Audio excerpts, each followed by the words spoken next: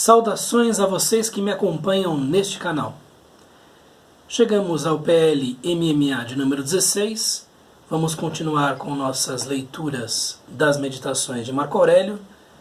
Hoje meu cabelo está um pouco bagunçado, não estou lá muito penteado, mas vamos em frente mesmo assim. Eu também gostaria de agradecer a todos vocês que têm acompanhado esta série de maneira, digamos assim, quase religiosa. Eu sei que há uma meia dúzia, talvez uma dúzia de pessoas que têm seguido estes vídeos um a um. Muito bem, neste vídeo contemplaremos as notas 15 e 16, ou entradas de mesmo número, e vejamos o que Marco Aurélio escreve para si mesmo. Tudo é opinião. Número 15. As palavras do cínico Mônimo são evidentes. Evidente também a utilidade dessas palavras, se entre elas se escolhe, sem ultrapassar a verdade, o que há de bom. Aqui, esta citação de Mônimo, provavelmente um discípulo de Diógenes de Sinope, o famoso cínico, tem uma reverberação bastante grande entre os estoicos, porque a sentença é organizada em torno do termo hypolepsis. Hypolepsis é traduzido ora como opinião, ora como julgamento ou juízo, ora como suposição ou ainda conceito. É um vocábulo próximo de palavras como oiesis, doxa e, já não tão próximo, mas ainda assim com alguma relação, dogma, que deu origem a dogma. Então o que é que Mônimo poderia querer dizer com opinião, com hypolepsis? Esse termo que existe também entre os estoicos, notadamente em Epicteto. Que tudo é opinião, isso deve ser entendido como, continua dizendo para si Marco Aurélio, com grano salis, com um grão de sal, de uma maneira inteligente. Nem tudo é opinião, esta é a questão. Mas, para ficar naquilo que é o cerne da reflexão de Marco Aurélio para si mesmo, é necessário reconhecer que, quando nós apreendemos a realidade, essa mesma realidade, por meio daquilo que os estoicos chamavam de fantasia e representações ou impressões, essa realidade passa por um filtro interior, por uma percepção. Essa percepção atribui valoração às coisas que acontecem. Então, algo sucede com o indivíduo e ele diz imediatamente, no momento em que aquilo se manifesta diante dele, se aquilo é bom ou ruim, se aquilo deve ser evitado ou se aquilo deve ser buscado, dentre outras coisas.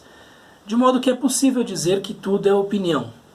Tudo se nos apresenta de tal maneira que está no crivo da opinião ou do juízo.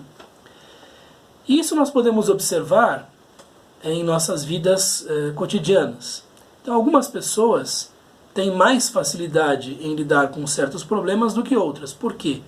A valoração imediata que fazem dessas coisas é menos negativa do que aqueles que não conseguem lidar com esses problemas de que nós estamos falando. Então vejam só, algumas pessoas têm facilidade maior em desempenhar certas tarefas tediosas ou maçantes do que outras, porque não ficam dizendo para si mesmas, isto é insuportável, isto é horrível, isto é indigno de mim mesmo, etc, etc. Então silenciam essas opiniões, esses julgamentos, essas concepções negativas e conseguem levar a termo aquela tarefa. Isso nem sempre está ligado dentro de nós. Uma das coisas que os estoicos diziam, e é por isso que esta nota mencionando o cínico Mônimo está aqui, é que não é possível modificar a realidade exterior, mas é possível modificar a sua percepção da realidade em que você vive. Então, nós vemos, por exemplo, em acontecimentos complicados, dolorosos, como a aceitação daquilo que se passa, daquilo que está acontecendo, produz resultados melhores do que a negação. Então, aceitar a realidade como ela é algo que provoca menos dor do que procurar negá-la, do que procurar dizer que ela não é aquilo que se apresenta diante do indivíduo. Né? Então, veja um exemplo difícil, doloroso. Alguém que tenha um filho ou uma filha com problemas. Então, descobre que o seu filho tem uma síndrome, tem um problema congênito ou uma doença, etc, etc. Causa muito menos desgaste para esse pai e essa mãe, para esse casal, a aceitação desse problema do que procurar culpados ou negar, dizer que não existe, etc, etc. Então, a opinião dentro de si, a percepção que nós fazemos das coisas é encargo nosso, é algo que está sob nossa responsabilidade. Hypolepsis, no vocabulário de Epicteto, lá no manual de Epicteto, primeira entrada, primeiro capítulo, é uma daquelas coisas que o ex-escravo e filósofo colocava como encargos nossos, coisas dependentes de nós, coisas sob nosso controle. Então, nós é que damos valor às coisas, nós é que atribuímos uma valoração às coisas, nós é que avaliamos aquilo que se passa e o que vem depois, nossas respostas emocionais posteriores, são coisas que dependem desta primeira valoração, desse primeiro movimento. Motivo pelo qual os estoicos sempre vão insistir na necessidade de uma educação da percepção e de uma vigilância muito grande com relação à maneira como essa realidade se apresenta ao indivíduo. É disso que está falando esta nota 15. E vejamos agora a nota 16. A alma humana pode rebaixar-se de muitas maneiras, sendo a pior de todas quando, por sua própria culpa, se torna tumor, uma espécie de abscesso do mundo. Porque, por exemplo, a irritação contra qualquer acontecimento é uma excrescência estranha, contrária à natureza do universo, que em si contém, como partes integrantes, as naturezas de todos os seres. Também a alma se rebaixa quando concebe aversão por qualquer homem ou se arrebata com o propósito de lhe causar dano, quando se deixa vencer pelo prazer ou pela dor, quando é hipócrita e por palavras ou obras deixa de ser sincera e verdadeira, quando não dá à sua atividade e aptidões fim algum determinado, mas, pelo contrário, as emprega ao acaso, sem método, esquecendo que as ações mais insignificantes devem ser ordenadas relativamente ao objeto a que visam. Ora, o fim visado pelos seres racionais deve ser a obediência à razão e às leis veneráveis da cidade e do governo. Muito bem, então aqui nós temos Marco Aurélio escrevendo para si mesmo, conversando consigo mesmo, falando do modo como a alma de todo e qualquer ser humano se degrada, se ultraja, se maltrata, se destrói. O verbo aqui está ligado a hybris, que, como vocês sabem, era considerado na cultura grega a maior falha possível, o maior pecado possível que um ser humano poderia cometer. Então a alma se destrói a si mesma por 5 maneiras. E nós veremos já quais são essas maneiras. Eu trouxe aqui a minha lousa, em que vocês podem ver que eu coloquei as maneiras pelas quais a alma se degrada. 5 maneiras pelas quais uma alma degrada-se ou ultraja-se a si própria. E é o que Marco Aurélio coloca. Número 1, descontentamento com o que sucede. 2, hostilidade frente a outras pessoas. 3, suscetibilidade ao prazer e à dor. 4, dissimulação. E 5, ação sem escopo ou finalidade. Então vejamos aqui, uma a uma, essas maneiras de degradar-se a si mesmo. Muito bem.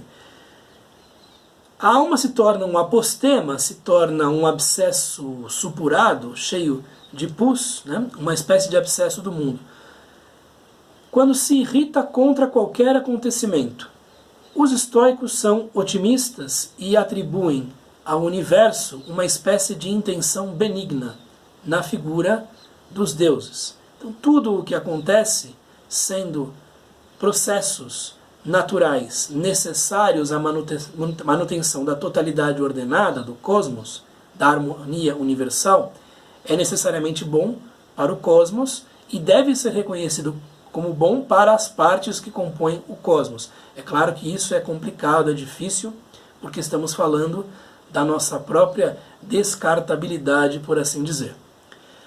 Mas se irritar contra isso é um modo de destruir sua própria alma, de destruir sua própria irritabilidade. Então, o que a fortuna lhe colocou, o que o destino lhe pôs, o que esses deuses acabaram lhe dando como quinhão, é algo que deve ser aceito, sob pena de um espírito de revolta aparecer e esgarçar essa alma, destruir essa alma. E por que isso deve ser encarado desta maneira? Porque, sendo você uma parte integrante do todo, o que faz bem ao todo deve necessariamente ser reconhecido pela parte também como algo bom, benfazejo. Né? Então, é uma excrescência estranha contrária à natureza do universo, que em si contém como partes integrantes as naturezas de todos os seres. Então, esta natureza universal que faz para si própria uma série de coisas, que inicia para si mesma uma série de processos, pensa, por assim dizer, no seu próprio bem. E nós devemos igualar nossa ideia de bem com a ideia de bem da natureza universal. Evidentemente, isto é bastante difícil. Né? Também a alma se rebaixa quando concebe aversão por qualquer homem, qualquer ser humano, ou se arrebata com o propósito de lhe causar dano. Isto está colocado desde a entrada número 1 deste livro segundo, quando Marco Aurélio faz aquele elenco, aquela listagem de tipos molestos, desagradáveis, e diz: todas essas pessoas são seus irmãos, Marco Aurélio, não se irrite com elas, reconheça que elas são portadoras do mesmo tipo de alma, da mesma interioridade, das mesmas características internas que você tem. A diferença é que são pessoas não educadas, ou que se educaram menos do que você. E é por isso que você deve ser tolerante com elas. É isso que Marco Aurélio diz, trocando em miúdos, lá na entrada número 1, bastante célebre. Aqui ele repete: colocar-se de maneira hostil contra os seus semelhantes também é um modo de degradar-se a si próprio. Também é um modo de fazer a sua própria alma se esgarçar, se destruir. Número 3, que eu coloquei aqui como a suscetibilidade ao prazer e à dor. Isso é bastante estoico, né? O ideal do sábio estoico é aquele que vive para além dessa suscetibilidade. Não é que ele não sinta a dor e não é que ele não sinta o prazer. É que ele reconhece que essas duas possibilidades são possibilidades que trazem problemas e, por si mesmas, devem ser vistas com desconfiança, por assim dizer. Né? De um modo geral, nós fugimos da dor e buscamos o prazer, é o nosso ponto neutro, a nossa maneira mais comum de viver. Mas ambas as situações, de acordo com o estoicismo, e este é um ponto em que realmente o estoicismo se torna muito complicado de seguir, é que são coisas indiferentes, não são o objetivo a se buscar na vida.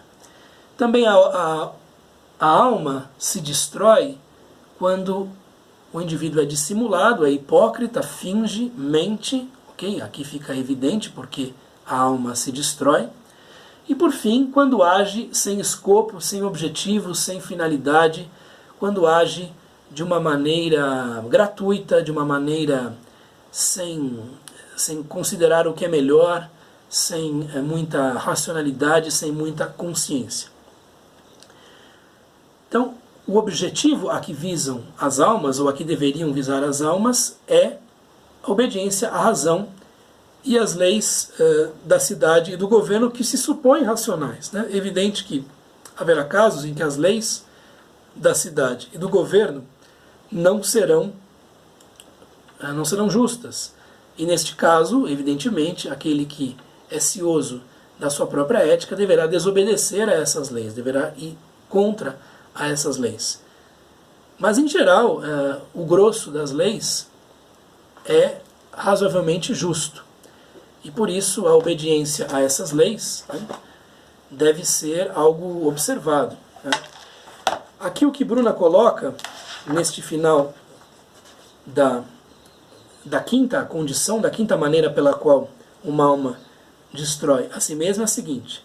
Quinto, quando a alma larga seus atos e impulsos sem nenhum propósito, executando à toa e inconsequentemente, seja o que for, quando os mínimos atos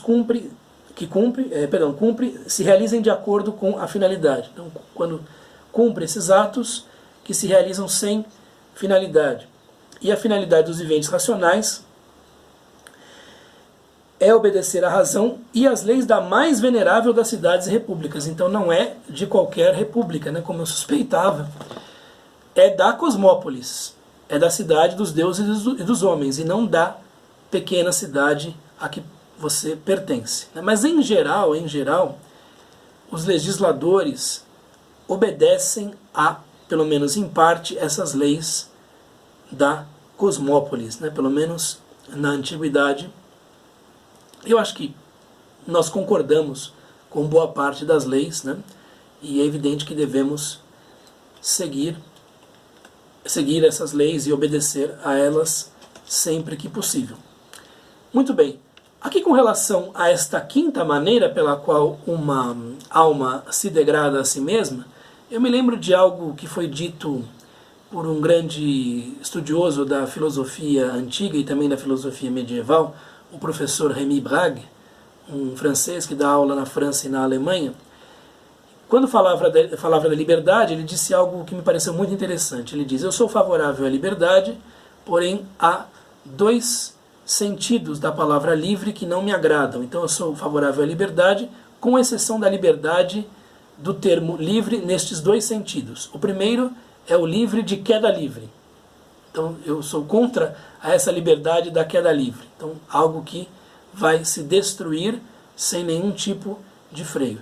E também diz: eu sou contra a liberdade que expressaria mais ou menos aquilo que está nos táxis que estão livres. Então eu sou contra essa ociosidade, essa liberdade que é puro ócio, que é pura falta de perspectiva, falta de ocupação. Eu acho interessante e acho que vai mais ou menos na mesma direção que nós vemos aqui na quinta maneira pela qual uma alma se degrada, de acordo com Marco Aurélio. Então Marco Aurélio também, a meu ver, seria favorável à liberdade com L maiúsculo, mas, evidentemente, que quando se trata de uma liberdade em que o indivíduo não tem nenhum tipo de chão, não tem nenhum tipo de baliza, nenhum tipo de guia, não sabe para onde vai, não se trata de uma coisa boa. Muito bem, eis o que eu tinha a lhes dizer. Até o próximo vídeo. Tchau. Um abraço.